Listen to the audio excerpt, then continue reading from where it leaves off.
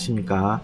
이번 시간에는 우리 개인 CSS 여신 공통 업무 매뉴얼 한번 살펴보도록 하겠습니다. 이제 본격적인 내용 들어가기 전에 우리 개인 CSS라는 말을 많이 들어보셨을 겁니다. 여기 CSS가 어떤 단어의 약자이냐고 하면요. 크레딧, 스코링, 시스템. 자, 크레딧 스코어링 시스템의 약자가 우리 개인 CSS라고 할 때 이 CSS의 약자라고 보시면 되겠습니다. 자, 개인 CSS는 말 그대로 신용 등급을 점수화해서 시스템에서 판단하는 여신의 종류. CSS와 반대되는 여신이 우리 비소매성 여신이라고 많이 합니다. 이 두 개의 차이점은 이렇게 여신을 심사하는 방법이 달라요. 크게 여신을 두 가지로 이제 분류해서 이렇게 관리를 하게 됩니다. 그 중에 한 축이 우리 개인 CSS 여신이라고 보면 되고요. 자, 이 여신의 기본적인 특징은 이제 고객 정보를 넣으면 시스템에서 알아서 점수화해서 등급을 내든 이렇게 심사 결과를 낼 수 있는 이제 그런 분류의 여신이라고 보시면 되겠습니다. 이와 반대되는 개념의 비소매 여신은 이제 기업의 재무제표라는 것이 있어서 이 기업에 대해서 이런 재무적인 표 수치를 확인해야 이 기업의 신용평가 등급을 낼 수 있는 이제 그런 여신들을 우리가 비소매성 여신이라고 하고요. 개인 CSS, 자동으로 뭔가가 바로바로 나오는 이런 여신들이 우리 개인 CSS다라고 보시면 되겠습니다. 이번에 적용 대상을 보시면 이 적용 대상이 이제 큰 기업체, 법인 이런 것들이 아니고 보면 가번의 개인, 그리고 소규모 자영업자, 소매 개인기업 이렇게 조금 규모가 작은 이제 범주로 구성이 되어 있다고 보시면 되겠습니다. 자, 가번의 개인부터 보겠습니다.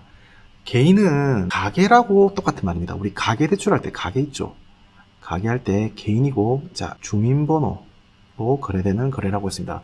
예전에 제가 다른 내용 설명하면서 한번 설명을 드렸는데, 자, 이 개념이 흔들리시면 안 됩니다. 개인, 가게, 주민번호. 자, 이렇게 돼 있고요. 자, 또 달리 얘기하면 사업자 대출이 아닌 대출이라고 생각하셔도 좋겠습니다.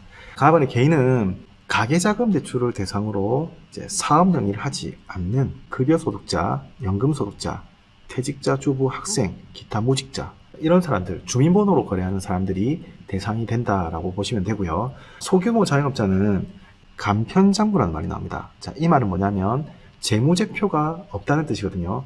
재무제표가 없는 사업자로 총 기업 여신 5억 원 이하 이렇게 된 걸 우리가 소규모 자영업자라고 보시면 되겠습니다. 자, 소매 개인기업은 자, 간편장부와 반대되는 개념으로 복식 기장 의무자라고 되어 있는데, 자, 이 말이 재무제표를 작성하는 대상의 사업자라고 보시면 되고요. 자, 총 자산 10억 이하, 매출 20억 이하, 기업 여신 5억 원 이하인 개인 사업자. 총 자산, 매출, 기업 여신 세 가지 조건이 나왔는데 이 10억 이하, 20억 이하, 5억 이하, 자, 이 중에 하나라도 이 숫자를 넘어가게 되면 어느 하나라도 개인 CSS 적용 대상이 되지 않습니다. CSS가 아니라 비소매 여신으로 넘어가신다라고 보시면 되고요. 자, 이거와 반대되는 CSS가 안 되는 대상자는 법인이죠, 법인. 법인은 무조건 개인 CSS 대상이 되지 않습니다. 자, 이것도 한번 참고해서 같이 정리해 주시면 좋을 것 같습니다. 자, 밑에 예시를 한번 볼게요. 복식 기장 의무자로 재무제표가 있는 사업자인데 본건 신용 원화 지급 보증 5천만 원, 기업 대출 2억 원, 가계 대출 1억 원, 주택 담보 대출 2억 원일 때 소매 개인 기업 가능 여부는 복식 기장 의무자면은 소매 개인 기업에 해당이 되고요. 자, 여기에서 자산이라든지 매출에 대해서는 언급이 안 되어 있습니다. 그러면 여기 기업 여신 5억 원 이하인지 아닌지를 판단해야 되는데 5억 원 이하라고 하면 개인 CSS 적용 대상이 될 겁니다. 자, 그런데 중요한 건 뭐냐면 자, 소매 개인 기업에서 치러한 이 여신 5억 원은 기업 여신입니다. 기업 여신. 가계 대출은 포함되지 않는 사업자로 나간 대출의 합계를 얘기합니다. 자, 그래서 예시에 보시면 5천만 원은 기업 여신이고요. 기업 대출 2억 원도 기업 대출이고요. 자, 가계 대출 이거는 해당이 안 됩니다. 주택 담보 대출 가계 대출이죠. 해당이 안 됩니다. 자, 이럴 때 소매 여부는 보시면 5천만 원과 2억 원을 더한 2억 5천만 원이 기업 총 지금 이 업체의 기업 여신이고요. 5억 원 이하에 해당되기 때문에 소매 개인 기업이 적용이 된다. 즉 개인 CSS 대상이다 라고 이해하시면 되겠습니다. 3번에 보시면 개인 CSS에 해당이 되면 기업 신용평가를 이용하여 정결권 적용할 수 없음. 자, 신용평가를 할 필요가 없다는 뜻입니다. 이 시스템에서 점수화시켜서 이제 가부 결정을 할 수 있는 대상자이니 별도의 신용평가를 할 필요가 없다라고 보시면 되겠습니다. 여기에서 잠깐 박스도 한번 볼게요. 자, 소규모 자영업자, 소매 개인기업은 순수 개인으로 취급한 여신 및 신용카드를 제외한 기업 여신. 이 기업 여신이라는 것 자체가 가계로 취급한 여신을 빼고요. 또 개인 신용카드 한도를 뺍니다. 그러면 달리 얘기하면 이 소규모 자영업자와 소매 개인기업은 기업 신용카드, 비여신 매입 외환 등 이런 것들을 포함한 기업과 관련된 여신들을 포함해서 기업 여신을 계산하고요. 그걸 우리가 기업 익스포저라고 하는데 목을 초과할 수 없다. 초과하게 되면 개인 CSS 대상이 아니다 라고 보시면 되겠습니다. 영업점 담당자께서는 정확하게 구분해서 품위 등록을 해야 되고요. 별거 아닌 것 같지만 이런 개인 CSS 대상이냐 아니냐를 잘못 처음에 구분하게 되면 이제 아예 이 내부적인 심사 시스템 자체가 아예 다른 시스템을 가게 된다. 다르게 판단하게 된다. 자, 그거를 감안하시면 되겠습니다. 자, 4번의 적용 대상 유의사항 보시면, 자, 가번에 순수 가계 여신은 회수되기 전까지는 계속적으로 우리 개인 CSS. 자, 가계 여신은 금액이랑 상관없이 10억을 하든 100억을 하든 순수한 개인 명의로 대출이 나간다고 하면 그냥 무조건 개인 CSS라고 이해하시면 되겠습니다. 자, 나번에 보시면 우리 개인 CSS 대상으로 기업 여신을 지급했는데, 자, 이 사업자가 우리 개인 CSS 대상을 넘어서 버린 겁니다.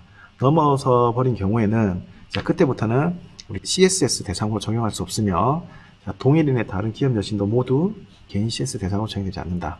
이 말은 이제 비소매로 전환해서 심사해야 된다라고 보시면 되겠습니다.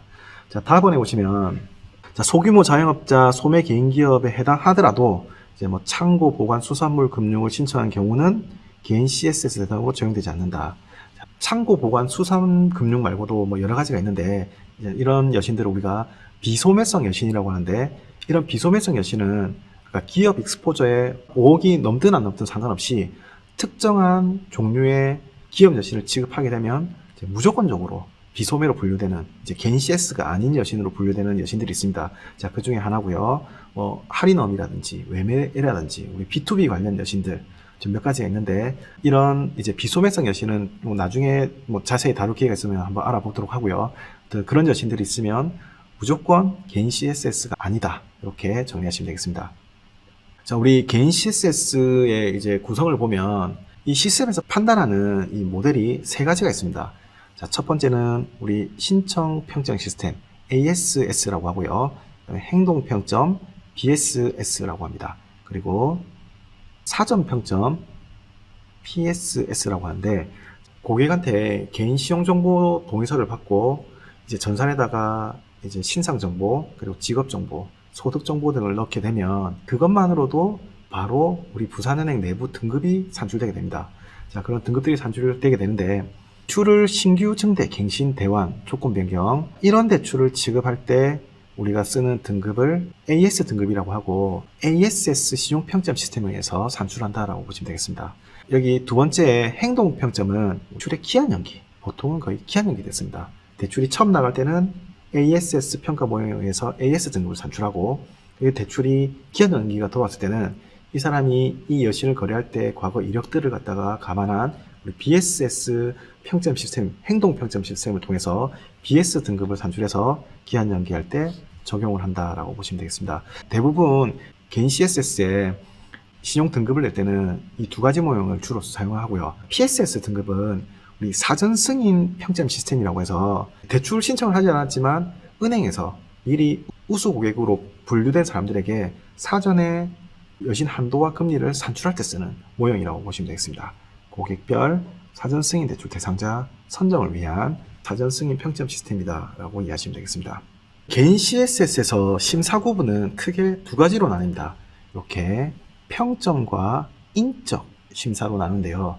평점은 말 그대로 이제 여신 가부를 판단할 때 시스템에서 산출된 우리 평점을 가지고 이제 가부 결정을 하는 모양이라고 보시면 되고요.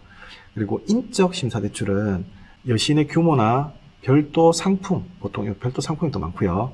뭐 조건 등에 의해서 자, 심사한 사람이 직접 판단하는 대출을 우리가 인적 심사 대출이라고 합니다. 이 자금 구분 적용인데 이제 사업자가 없는 순수한 개인인 경우는 가계대출로 지급하는 게 맞습니다. 하지만 사업자가 있는 소규모 자영업자나 소매 개인 기업인 경우에는 기업 자금으로 지급하는 게 원칙입니다. 왜냐하면 이 사람이 대출이 필요한 건 결국은 원래 하고 있는 본업인 사업자와 관련된 대출이라고 보는 거죠.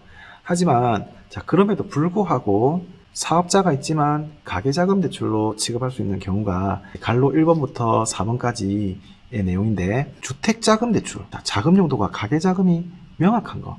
주택담보대출은 그냥 이 상품 자체가 가계자금 대출입니다. 그래서 가계자금 대출로 지급하고요. 개인 자격으로 가입한 수신, 개인 명의의 수신료를 담보로 하는 수신담보대출, 그리고 기존에 지급된 가계자금 여신의 기한 연기, 가계자금 대출로만 지급할 수 있도록 상품별로 제한한 경우, 자, 이런 경우에는 우리가 사업자가 있다 하더라도 가계자금으로 지급할 수 있다, 이렇게 이해하시면 되겠습니다. 박스는 읽어보시면 될 것 같고요. 개인 CSS 공통 매뉴얼은 여기까지 하도록 하겠습니다. 감사합니다.